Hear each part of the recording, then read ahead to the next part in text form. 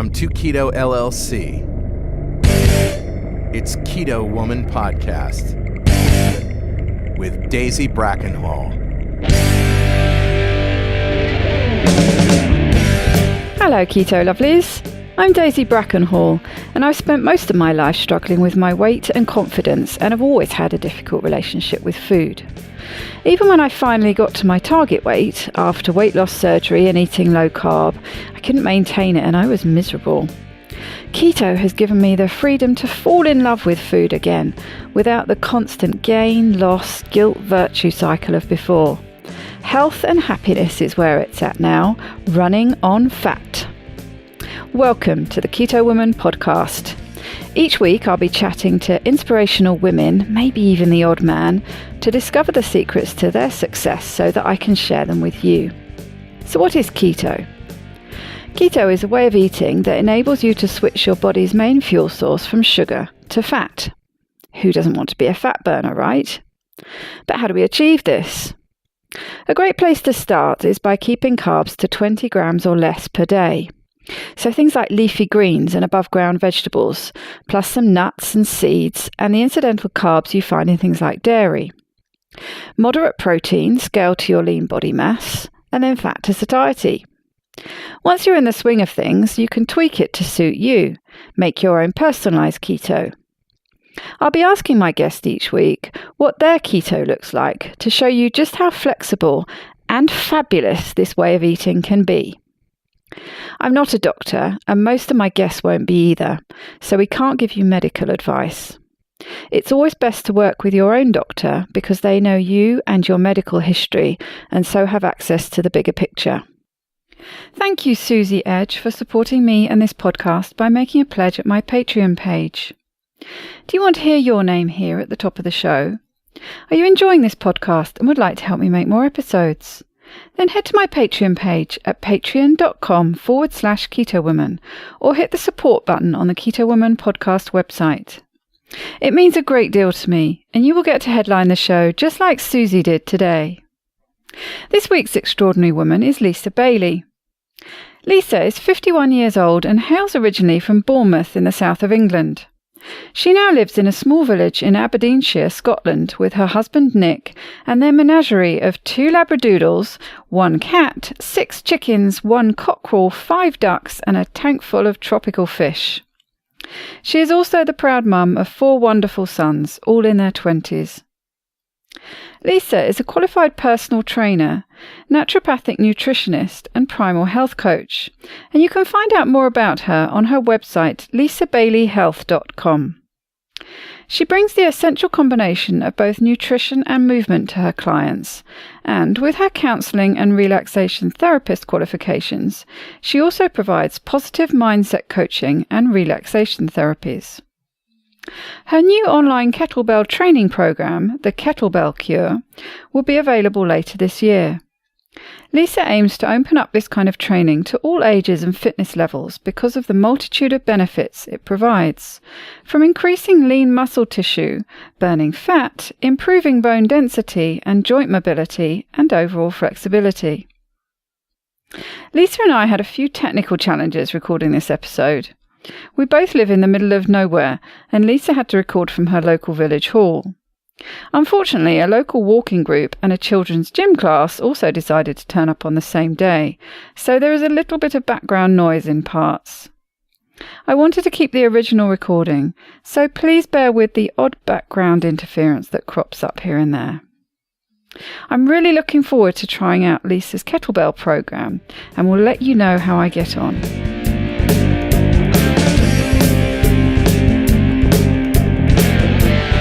Welcome, Lisa, to the Keto Woman Podcast. How are you doing today? I'm doing great. Thank you, Daisy. Thank you for having me on. It's a privilege to be here. This is our second attempt. We tried this last week and both had tech issues. We did, yeah. We're hoping everything's going to go smoothly today. I think it is. I've got a good feeling. I hope so. It's the joys of living out in the countryside, as you said. I was going to say, we both live out in the middle of nowhere, don't we? I'm in the middle of rural France and you're in the middle of Scotland. I am, yes, in a very tiny little village in the middle of, just in the foothill of the Cairngorms, which is beautiful. But yes, we don't have great internet a lot of the time. So, yeah.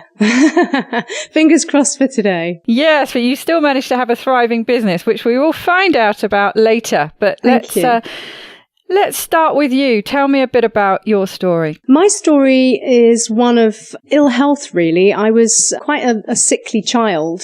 I had many, many bouts of very severe tonsillitis. When you think of tonsillitis, you don't think it's necessarily that bad or that big a deal, but I had very, very high fevers, delirium. It was really quite serious, and I had it very frequently. And it basically came to the point when I was 10, I had my tonsils taken out. But up until that point, I was very ill. I wasn't really good at eating. I didn't like foods very much. Because I had tonsillitis all the time, I had antibiotic after antibiotic. So, I think that really wrecked my gut health. And I ended up with severe abdominal problems. I had lots of constipation, lots of bloating, and just very, very uncomfortable all the time. And of course, in those days, there wasn't really all the awareness that there is today of things like gluten or anything like that. It was just, you've got a bit of an upset tummy, or it might be something like IBS, but even IBS wasn't really that massively diagnosed in those days. So nothing was done. I would just, had to kind of grin and bear it, really. So yeah, that was a bit difficult.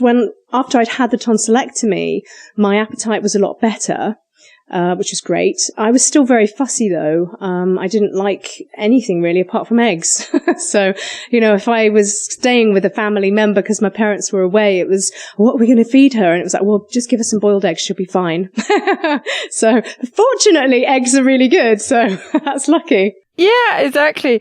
But you must have had that association, I should imagine. If you were in and out of tonsillitis all the time, eating must have physically been, often painful, certainly difficult. And I know when I get it, 'cause I get it fairly frequently, but you tend to feel really sick as well. Yes, yeah, you do. And the appetite's not there. And also in the bouts when I was really poorly, I had to have things like Complan. Now, I don't know if you ever had Complan. I don't even know if it still exists, but it was horrible. It was, the only way that I could get any nutrients into me. But, I really despised it. It was really revolting. Yeah. So eating was just fraught, really, with not good things. Yeah, eating was very fraught for me. It really was. I had many times when it was basically eat your dinner or you won't have any pudding. And that was fine by me because I wasn't really fussed. So, I just would push things around on my plate. It must have been a nightmare for my parents. But it was just, it was a trauma for me. I really just did not enjoy eating. I didn't enjoy food at all, really. Did you have problems then as you were going through that period and in a time of real growth, really? Did you have any side effects from not getting enough nourishment, basically? Well, I'm guessing I probably did thankfully I did eat eggs, and eggs are very nutrient dense. I was quite skinny. I was quite a skinny child. So I don't think I had necessarily nutrient deficiencies, but that, interestingly, may have played a role in what happened as I grew older, because, as I'll speak a little bit later on, the nutrient density problem that I ended up having, and nutrient deficiency, ended up in some quite severe problems for me.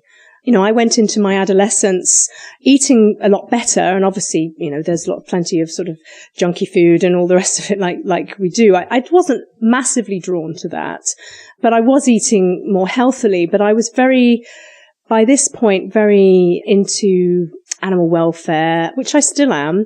And there's a lot of cancer in my family. So I was very concerned that, with all the hype around red meat and all the things that we now know are disproved, that I didn't want to get cancer, and I didn't want to get this, and I didn't want to get that. So I became a vegetarian as soon as I left home, which was age 16, 17. I became a vegetarian, and I was vegetarian for 27 years. Wow, long time. And I did it for all the right reasons, thinking that it was good for my health. And And again, in those times, which we still have, we still have that whole grains are heart healthy and low fat and all the rest of it. So I was following that absolutely to the T, which meant that any dairy that I had was not that nutritious because I didn't particularly like milk. So I would have some cheese and some yogurt, but it was always low fat.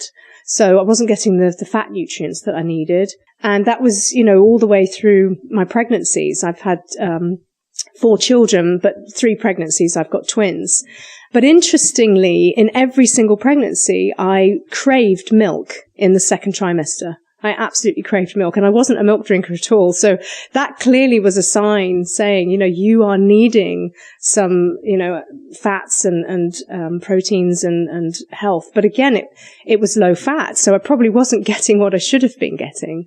Mm. And I was still having a lot of gut distress, on and off over the years. I still was suffering with the gut health problems and the constipation and chronic pain and reflux.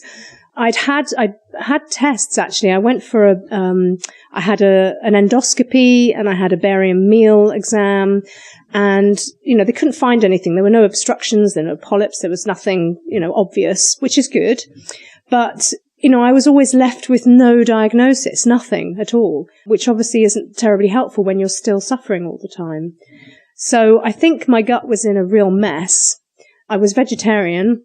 I had my children very close together, and I think that just really wrecked my system. I think I was very, very nutrient deficient. That's a lot of stress on your body in a period of time, isn't it? I mean, pregnancy really draws a lot from your body, doesn't it? Yeah, it really does. And, I had, as I said, my children were pretty close together. I had my first son, and then 3 years later I had my second, and then there's only 15 months between him and twins. So I was still breastfeeding him when I was pregnant with the twins, which isn't very clever, really. So, we really do need a bigger gap. Not that I would change anything. I've got wonderful sons, but, it's not very efficient on the body. It draws all the time from you. And if you're not eating properly, then obviously that's going to have an impact. Absolutely. That's the thing, isn't it? I mean, if you go into pregnancy at the peak of your health, it still draws quite a lot, and women suffer from things like hair loss and things, don't they? That shows a sort of down regulation a bit of the body's drawing back its energy for what it really needs. So if you're entering into that period not in peak health, I can only imagine, like you say, doing it over and over, that's going to take its toll on your body, isn't it? Absolutely. Yeah, it really is. And, the interesting thing, which I didn't understand why at the time, and now I look back, I completely see it. When the twins were 6 months old, we moved from London, we moved to Scotland. And it was literally about 2 months later, I thought I was coming down with a cold. And nothing actually happened. I didn't get a cold, but I couldn't smell and I couldn't taste, which quite often can happen, when you have got a cold. But that didn't rectify itself. I thought, well, that's really weird. So I went to the doctor and I said, I can't smell and I can't taste. And I thought I was getting a cold, but I haven't got one. What's going on? So she sent me for tests. And they put a very, very long camera up my nasal passage, and I've only got a small nose, and had a good look around and couldn't find anything. Typically if you lose your sense of smell, it can be to do with polyps, which I didn't have. And they just had no answer for me. Said, well, it could be an allergy, here, have a steroid spray. So I went away with this steroid spray, and I used to have to hang upside down from a chair for 10 seconds to put it up my nose and stay there for a bit till it all went in. And it didn't really achieve very much. And I just thought, do I really want to be spraying steroids up my nose forever? Because who knows how long this is going to last. It doesn't seem to be doing very much. And the answer was no. So I didn't do that for very long, and I just stopped using it. And my smell and taste was gone. It was really strange because I couldn't work out why. I couldn't work out what was going on. The only time, interestingly, that it came back in tiny little bursts was if I did get a cough or a cold.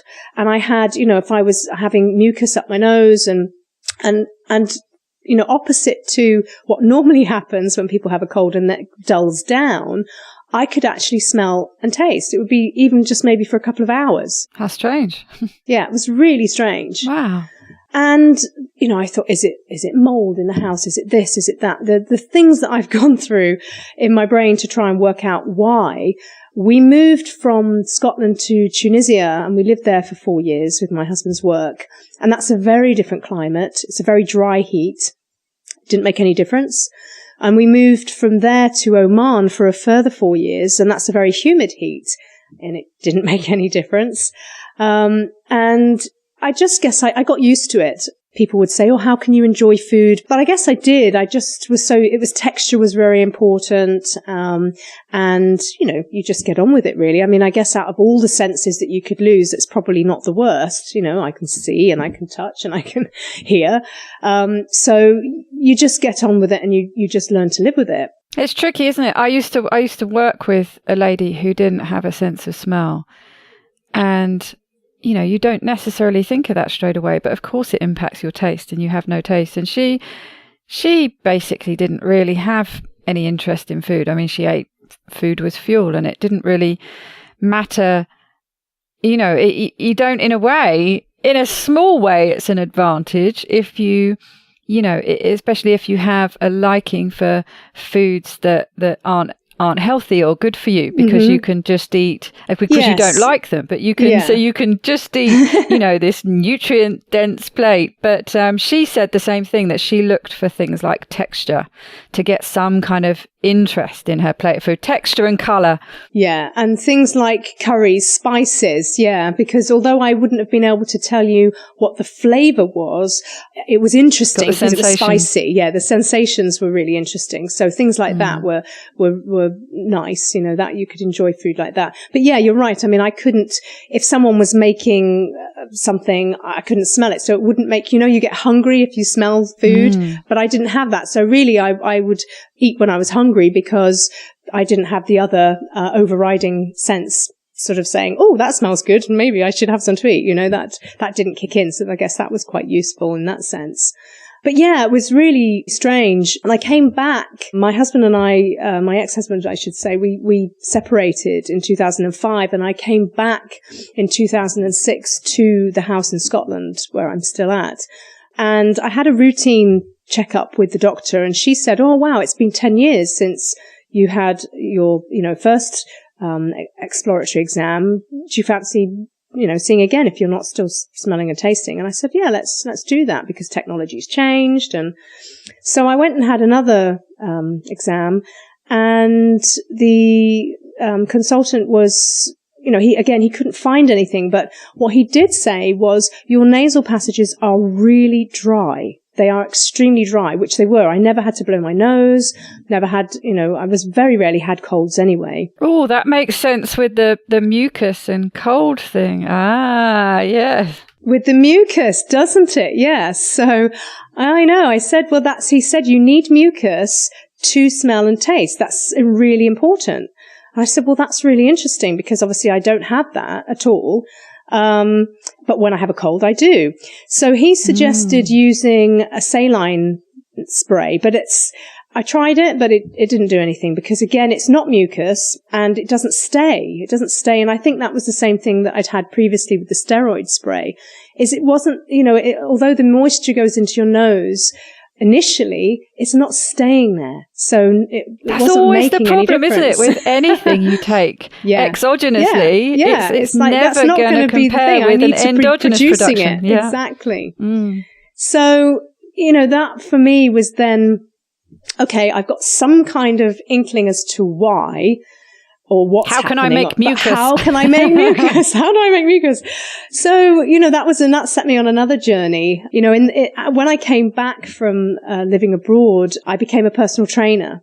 And that was really just the sort of a big transformation for me. It was just great. I absolutely loved it. I started off being a jazzercise instructor, actually. That's what got me on the road. Jazzercise, jazz hands. I remember that. Yeah, I know. That was great fun. It was really good fun. A lovely community of girls that were doing that. But I kind of wanted more, and I was studying a lot more of fitness and health. And I really wanted to do something of mine, I guess, and do more. And I wanted to be able to reach people one-to-one. So I did a personal training course, and that was great. I sort of didn't look back from that really. And I stopped doing the jazzercise and I just worked for myself, first of all, as a one-to-one basis. And then I developed my own classes. So I currently teach 3 different classes a week. I do a cardio kickboxing class, I teach kettlebells, and I also do a high intensity interval training class. And that was great. And along that, I then got really into nutrition.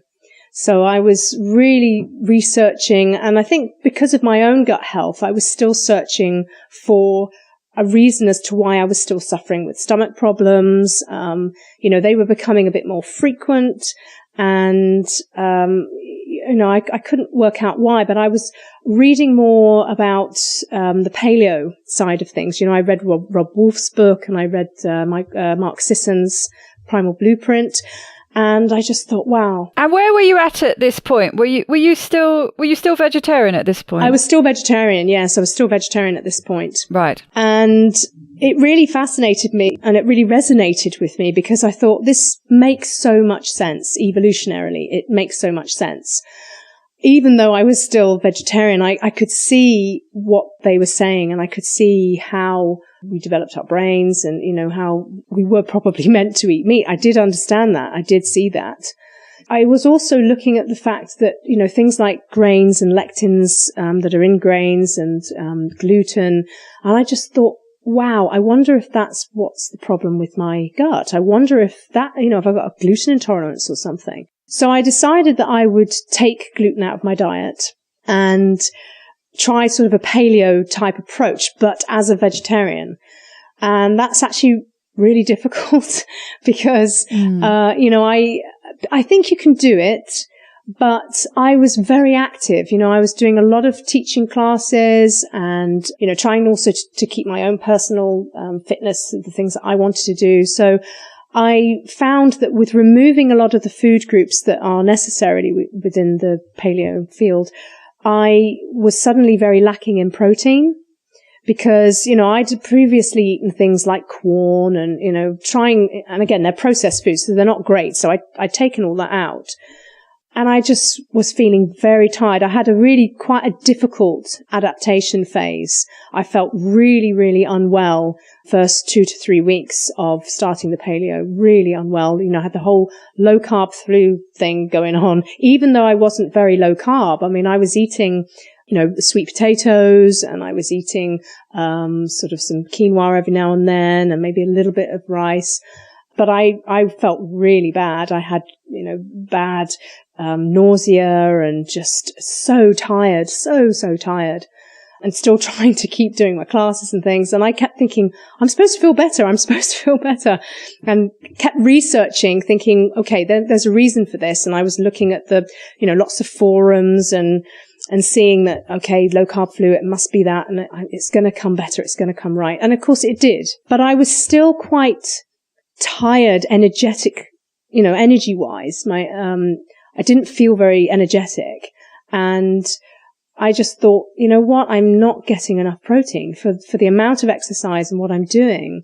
My protein levels have dropped drastically. And it was at that point that I thought, well, I think I'm going to have to make a big decision here and maybe put some meat in and maybe some fish and not beat myself up about it. Make sure that all my resourced food is going to be really good quality, high animal welfare. So I did. I didn't make a big deal of it. I didn't even tell my husband, the man that I'm married to now. He didn't know I was going to do it because I didn't want to make a big fanfare in case I decided that it didn't agree with me or I couldn't do it. So he was actually away, and I got a little bit of chicken breast and I got a little bit of fish and, I just had, little bits, and I thought, okay, that's okay. I feel all right. And actually it had a big impact on my energy almost immediately. It was amazing. Wow. So that really showed it was the right thing to do. It really showed that I was needing it. My body was needing it, definitely. And so gradually I upped the amount that I was having, and then I sort of made that little foray into some red meat, had some mince, had some, little bits and pieces. until basically I was eating, the whole range of different meats, beef and lamb and some offal and just having it all. And the difference was just astounding in my health. As soon as I'd taken the gluten out, I didn't have any of the problems that I'd had with my gut at all anyway. I'd already, knocked that on the head, which was brilliant. I mean, it was just like, wow, after all these years, that's what I needed to do. And then once I dialed in taking in the meat and just upping my protein, the difference was astounding. It was really, really good. So that was fantastic. I was still having some dairy at that point, not an awful lot, but, just little bits and pieces. And I felt a little bit like I had some lower, abdominal issues with that. So I decided I was going to remove that for a while and just see how that went. And interestingly, at that point, I had about 6 weeks of intermittent smell and taste. And I just thought, wow, this is it. My smell and taste has come back. Oh my God, I've sorted everything out. Yeah, it must have been exciting, yeah. But then it went just as quickly. It was gone. Oh no. What is that about? I mean, I just couldn't understand why. I thought I dialed this in and everything was working. And it was so frustrating. I can't tell you, because to just get that little snippet back was so exciting. And then to have it whisked away again. But at the core of that, I understood that actually nothing was actually broken.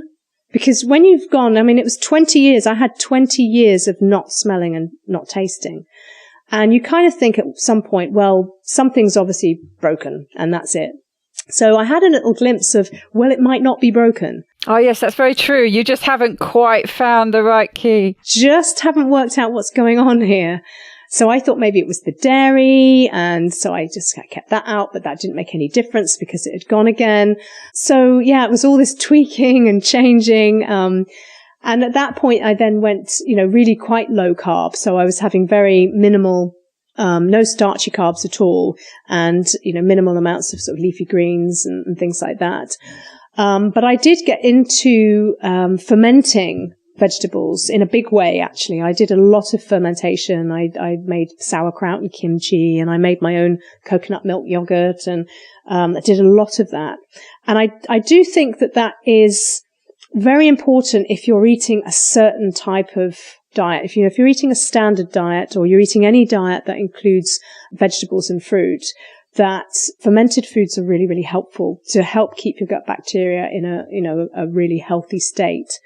Yes, I remember when I was interviewing Amber O'Hearn, actually, she was talking about that, and we had listener questions that came in, and someone asked about the importance of fermented foods. And she was saying she saw it almost as a supplement you needed if you were eating those kind of foods.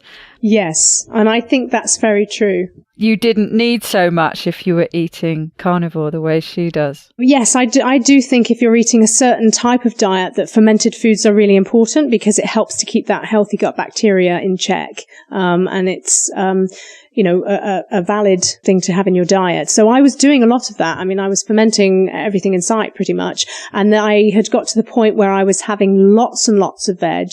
I didn't have any fruit. I wasn't having any fruit. I didn't have that for quite a long time. But loads of veg, loads of different greens and, all that kind of thing. And, platefuls. Interesting point, actually, that I'd ask you about. That someone in my Facebook group, Georgette, was mentioning, because she's doing an elimination diet and trying to figure out different things with her health. And the person she's been seeing was talking about, he was getting her to test sulfur type foods. She was testing cauliflower, I think, and broccoli and different things. But she was saying that if you don't eat certain foods for a while, you kind of lose the things that are required in your gut to process those, and then when you reintroduce them, it can be a problem with digesting and give you stomach cramps and things. So I wonder how much you need to continue with things. It can be, yes, it can be for a while. It's interesting because the gut biome can change within one day. If you change your diet completely, it will change within one day. It's amazing. Oh, very reactive. Yeah, it's very reactive. But I think that you can reintroduce foods, slowly and your gut will, it will adapt again. So I think with elimination diets, they're very useful because obviously you can identify what you really have a problem with.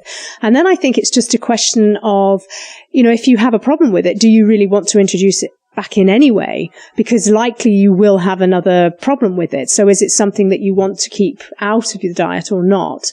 If it's something you want to reintroduce, then maybe little bits and seeing how that goes. And, yes, there is a valid thinking that it may be more problematic, but then I think if you have a problem with it, you have a problem with it. So, I was eating loads and loads. I wasn't seeing any issues with that, but I wasn't also seeing massive benefits either, and you kind of think, well, is this doing great things? Or, certainly my gut was fine because I was not having any more issues with anything because I wasn't having gluten, but I still wasn't smelling or tasting or anything like that. I was fine. I was in good health. But it was really interesting. Around that time, this was last October, I'd started reading a lot about, the Inuits and Willem Stephenson and his experiences in the early 1900s, living with the Inuit and eating a meat-only diet. And I just thought, wow, that is really interesting, because we're so brought up with you've got to have certainly your veggies, but you've got to have your fruit and veggies and all your fiber and all of that. And I just thought that's incredible. And he kept saying he was in the best health. And I then read some more books. I read Stephen Donaldson's book, which is called Strong Medicine. And he was healing people with all sorts of problems, obesity, type 2 diabetes, arthritis, with a mainly meat and fat diet. And again, this was in the 1930s, I think 1930s, 1950s. So interesting. I mean, wow. I just thought, why is this not known? Why aren't people talking about this in the mainstream? Because this is amazing. And there were other doctors that were doing the same thing. So then I was looking, on places like Twitter and Facebook, and I found people like Georgia Ede and Amber O'Hearn and the Andersons, who had all been eating meat and fat for a long time. And obviously Georgia Ede talking about the problems, the anti-nutrients that are in vegetables. And I just found it so fascinating. And I thought maybe this is not what we think it is. Maybe we've just been, not hoodwinked, but, we've been sold something that isn't necessarily true and isn't necessarily valid for everybody. So I said to my husband last October, I'm going to try a month of not eating vegetables. The fruits, as I said, wasn't an issue because I wasn't eating any anyway. And he was like, oh, okay, well, okay.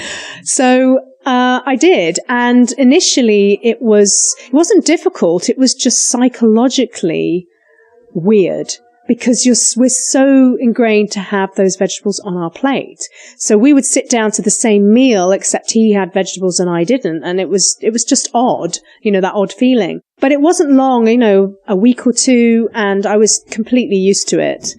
But the really interesting thing was that 3 weeks in, my smell and taste came back. Wow. And I just thought, okay, this is very interesting. I was excited, but trying not to be, because I'd already had that. I'd had it on and off for 6 weeks a couple of years before. So I thought, well, I'm not going to get overexcited because I don't know how long this is going to be, and I'll just enjoy it while I've got it. That's fine. Just enjoy it while I've got it. And here I am 10 months later, and I've been able to smell and taste every single day since then. It's just phenomenal. Wow. It's amazing. And even now, one of the first things I do when I wake up, I go to brush my teeth and I smell my little pot of coconut oil, toothpaste. And when I go to bed, I smell it. And it's just like a habit now. I can still smell. I can't believe it.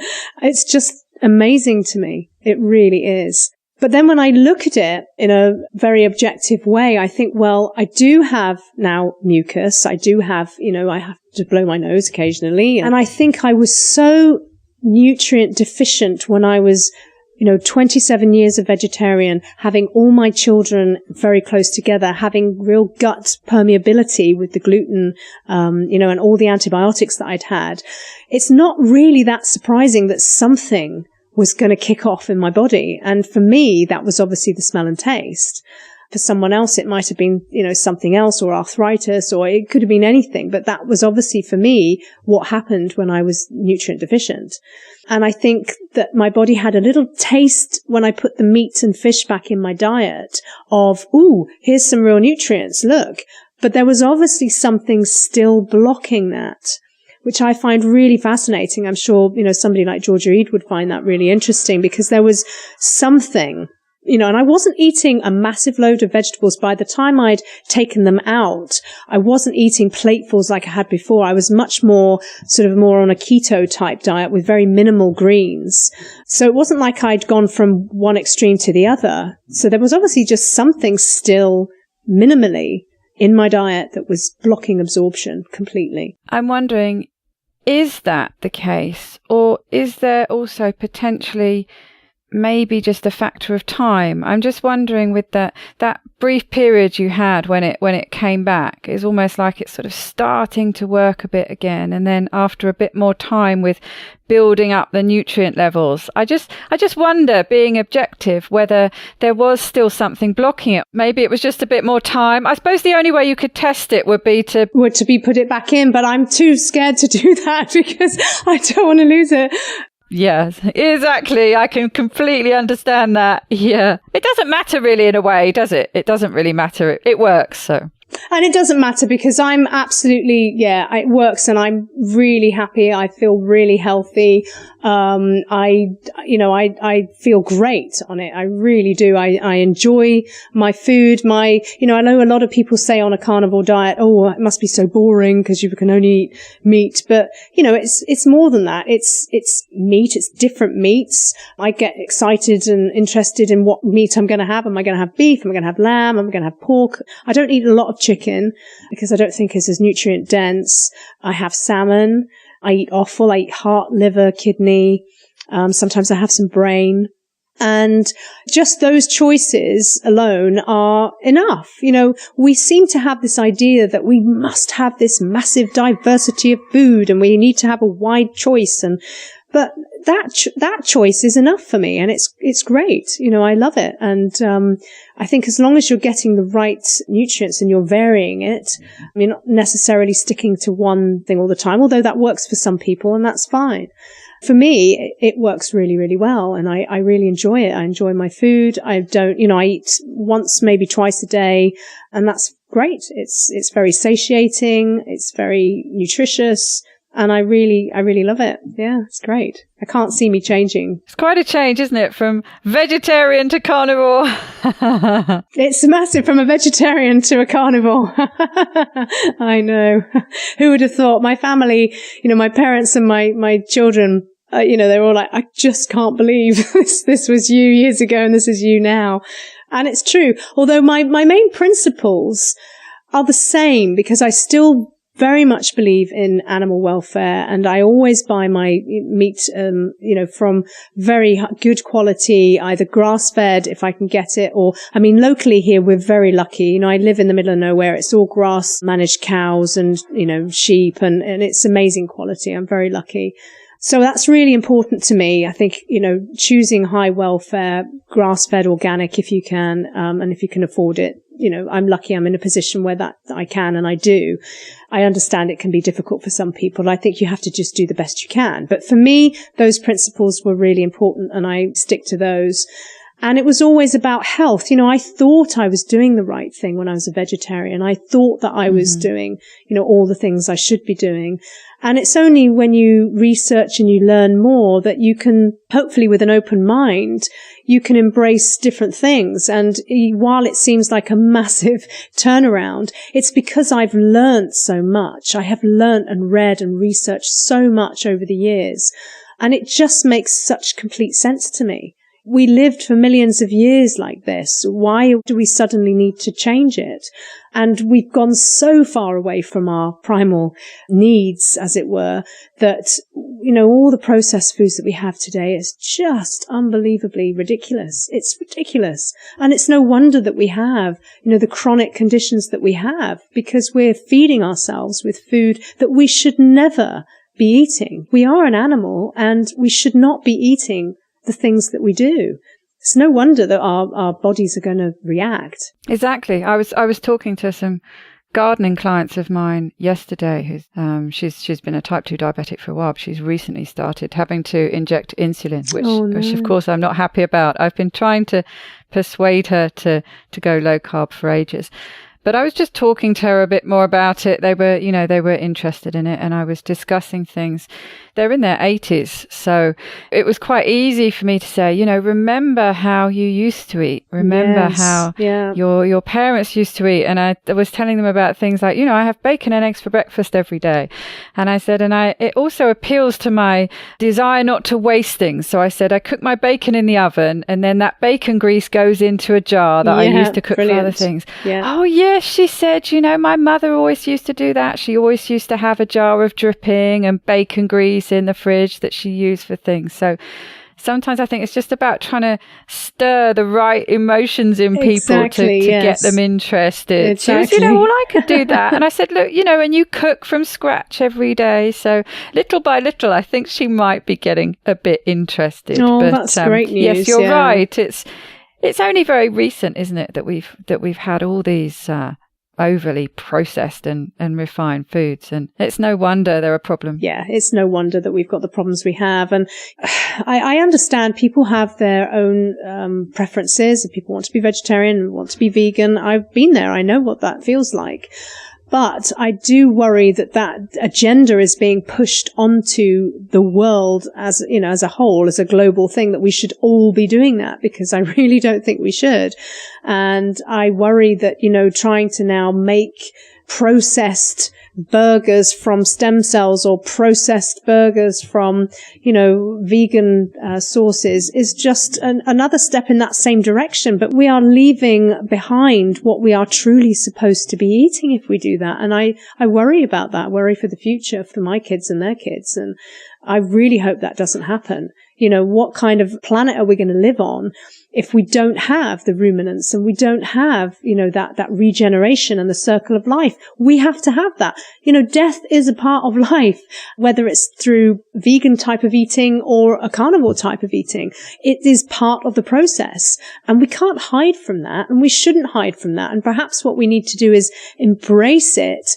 And in the way, I don't mean embrace all, animals being slaughtered under a tractor. I mean, be thankful for the food that we have. And, when you look at tribal type of eating, and then they kill the animal and they have a ceremony, and they're thankful for the fact that they've got this animal. And, we've lost so much of that. And I don't mean that in a religious sense. I mean it in a very personal, primal kind of way, a human way of being thankful that we have these things, and, that we're able to eat as wholesomely as we can. And, I think it's really important to be part of that cycle of life, and embrace that. It's what we're all about, after all. It really is. We've just stepped so far away from it. Exactly. And just respectful as well, I think. Respectful of the animals. Respectful, yes, absolutely. Having respect. Yeah, definitely.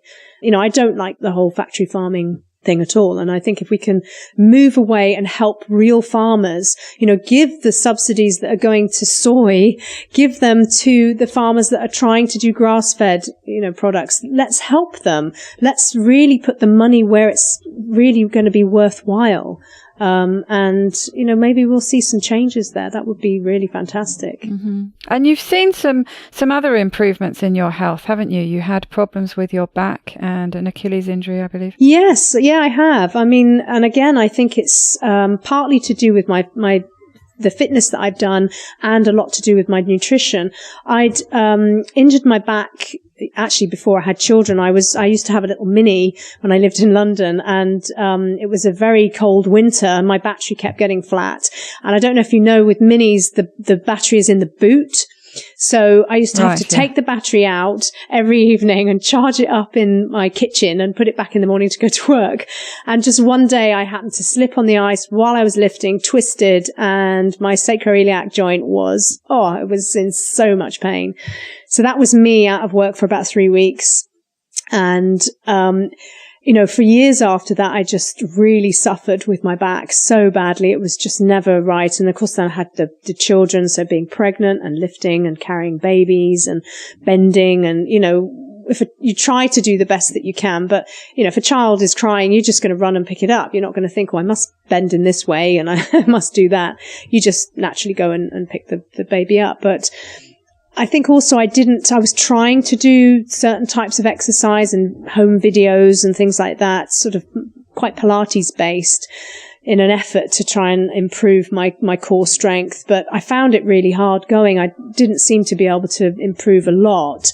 And I'd had a cesarean with the twins, so I guess that didn't help because the core muscles were cut anyway. And it was only when I'd qualified as a personal trainer, so that's many years later when I'd come back here and qualified as a personal trainer in 2009, that I started looking at things like kettlebells and learning about kettlebell training. And once I started doing that, the difference in my core strength and the difference in my back was unbelievable. Really? Yeah, it absolutely transformed it, because kettlebells are all about the core. You can use your legs, you use your arms, you use everything, but the main benefit of kettlebell training is core strength. And wow, it really does. And if you've got a strong core, your back health is really good. Oh, I need to talk to you about that. Yeah. Because I do have a kettlebell. Oh, it's good. used as the doorstop. Love it. But that's good, because it means you see it every day and you could just pass it and do a few swings and then put it back at the door. See, that's quite good visually. Yeah, I mean, it's an interesting thing. A lot of people, we have equipment and what have you, but they don't know how to use it, or they don't use it. In fact, I'm developing at the moment, I'm almost there with it, an online video beginner's course for kettlebells, and I'm calling it the Kettlebell Cure, because I do think it cures so many ills physically. It's so good for you. Things like, I know with customers that do my classes or clients that I've had, pelvic floor muscles, abdominal strength, just so many things. And as I said, back health. And I do think that it's an amazing tool if it's used correctly. I think the problem is that we see a lot of YouTube videos or things in magazines, and you can't either see what they're doing properly or they're doing it wrong. And, that's when you're going to people are going to have injuries. So for me, I think it's really important to educate people how to use it properly. And I really want to target this for, men and women that have never picked up a kettlebell before and really don't know what to do with it, to really start from the beginning. And I really hope that it'll be well received, because I think it's a bit of a gap in the market. I'm 51 and my health and fitness has never been better. And a lot of that is to do with my kettlebell training for sure. And I do high intensity stuff as well. But, my back health was massively improved, as was, and I think you were referring to this before. I have a torn meniscus in my right knee, and I was struggling with movement from my foot actually and into my knee about a year and a half ago. And even walking my dogs in the woods was absolutely excruciating. And all the high intensity stuff that I was doing, I had to modify for myself when I was teaching the classes, because I just couldn't do it. The only thing I could still do was my kettlebell training. And amazingly, every single time I did a class or was doing stuff at home, my knee felt so good. And I worked out that it was because it was really helping to drain the lymphatic system. And I had a buildup of fluid behind the knee in a cyst. And every time I did kettlebells, it dispersed it. So the pain just kept going. It was really, really great. So that was the one thing that I could still keep doing. So I added in a lot more at that time, a lot more kettlebell training. And then I was doing things like eating a lot of bone broth and adding collagen. And, fast forward to a year and a half later, and I've obviously changed to the carnivore diet. My knee is unbelievable. I'm running again. I can do all the high intensity stuff. I have no pain. My squats are really better than they've ever been. It's just amazing. I feel great. So I know that you can rehabilitate things. You just have to be doing the right thing. I think you have to be eating the right way, making sure that your foods are nutrient dense, and doing the right kind of exercise that's going to strengthen everything and, build strength around the problem. So that's, I try and help people a lot with things like that. I do think it's really, really important to not give up, because it could have been so easy to just say, oh, well, that's it. I've got a torn meniscus. I'm never going to be able to do anything again. But that's not the case. It really isn't. I suppose it was a good motivation, with being that's what you do as a trainer and having your classes. Yeah.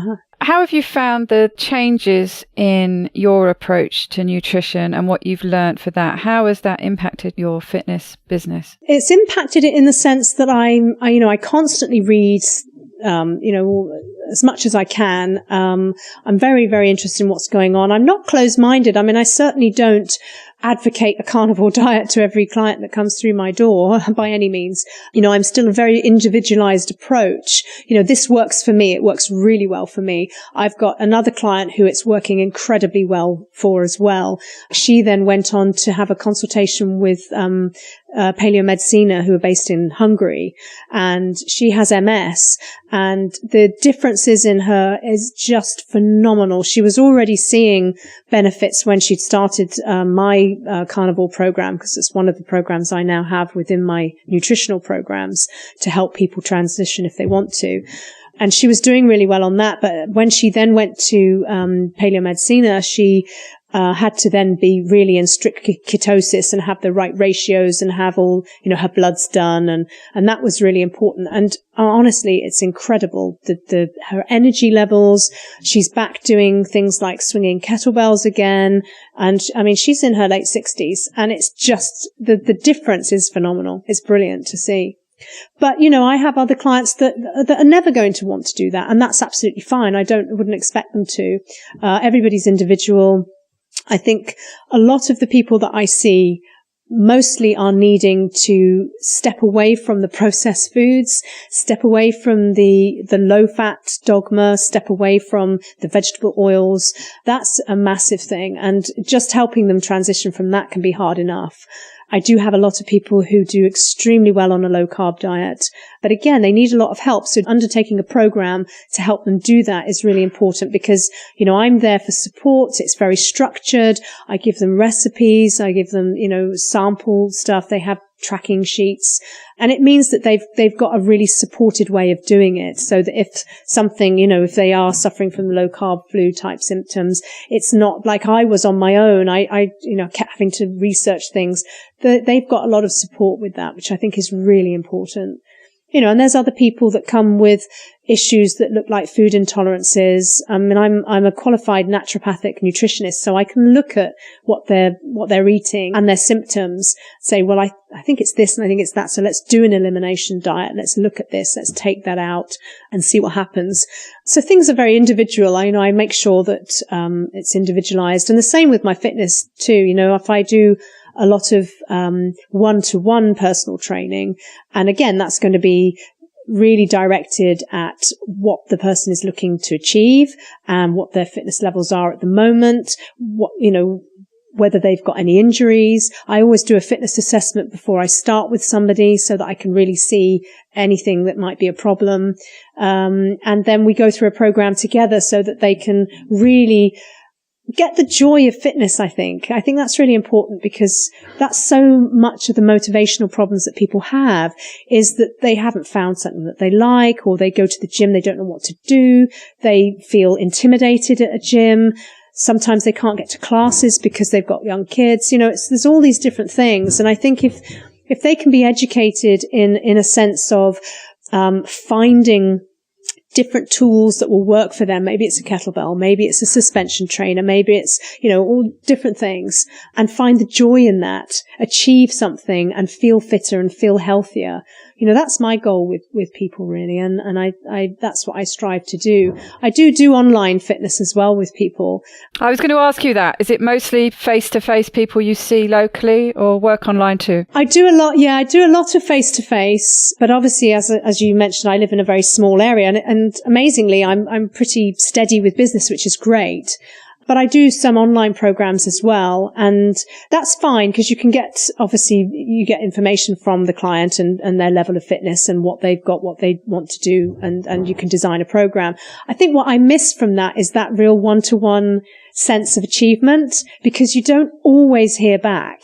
You don't always, I try and follow up as much as I can, but people go off and they do their thing and they live far away, and you don't always get that feedback. And I do miss that. That's one thing that with the online that I do miss. It's nice with I I have an online fasting program.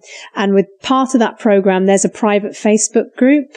And that's really nice because I post in there every day. They get workouts and recipes and science articles and things to keep them motivated after the program itself has finished, so that they're still carrying on with their fasting, that they're still interested.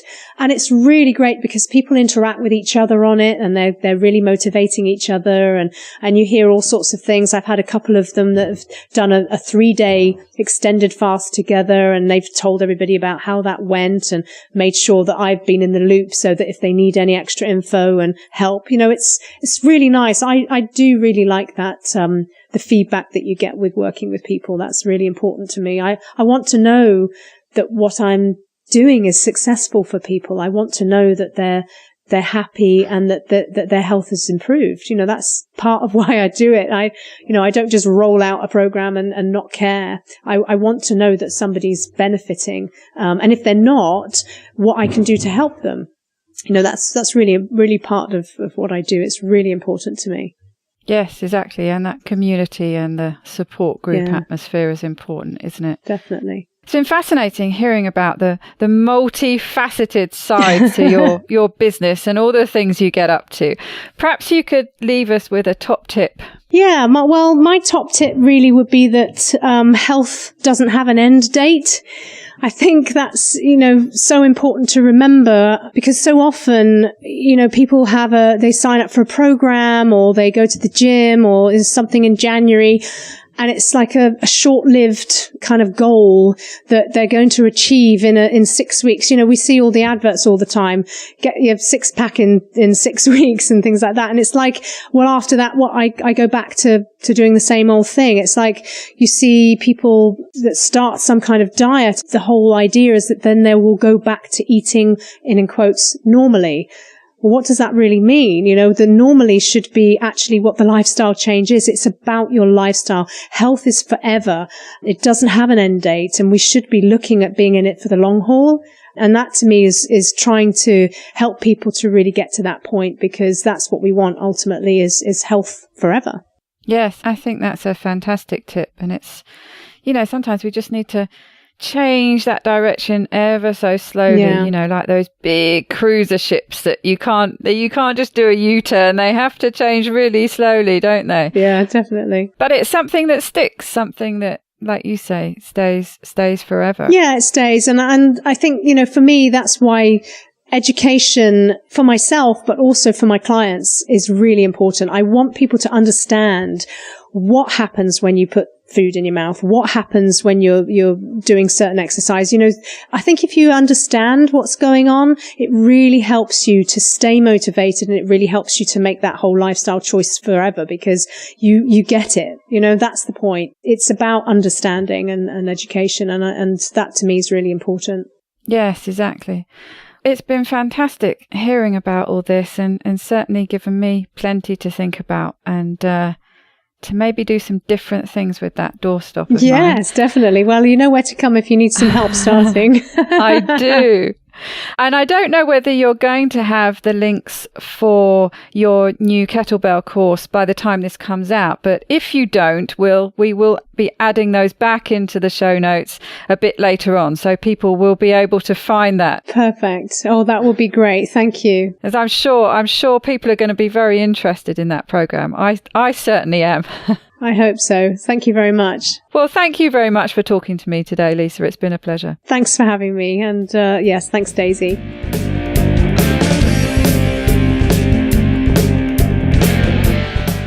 To get the resources and links from the show, please go to ketowomanpodcast.com. Are you my next extraordinary woman? Maybe you've got an idea for a show, a topic you want to hear about. Let me know how I can tickle your earbuds by dropping me a line at daisy@ketowomanpodcast.com. If you fancy joining me on this exciting adventure and want to help me create new episodes, please go to my Patreon page at patreon.com/ketowoman, or simply hit the support button on the Keto Woman podcast website. It's thanks to the two keto dudes that I'm hosting this podcast. So please consider heading to their Patreon page at patreon.2keto.com and help them bring you more podcasts like this one. Please help other people hear about and find this podcast by reviewing the show on iTunes and Facebook. Every star and review really does help. It doesn't go unnoticed by me, the people who regularly like, share and comment on my posts. Your support means the world to me. Thank you. This week's end quote is from Robert Urich. A healthy outside starts from the inside. Bye-bye, keto lovelies.